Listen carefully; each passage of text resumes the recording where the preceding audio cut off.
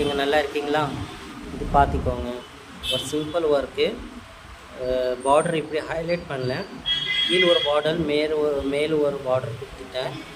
கொடுக்கும்போது ஒரு கிராண்டாக சுராகி ஒர்க்கு, சீக்வன்ஸு, பாசி ஸ்டோன் வச்சுருக்கேன். நான் வந்து சிம்பிள் மாதிரி ஒரு போட்டிருக்கேன். ஆனால் கிராண்டாக வேணும்னு சொன்னேன் கஸ்டமர், அதனால் அதே மாதிரி போட்டிருக்கோம்.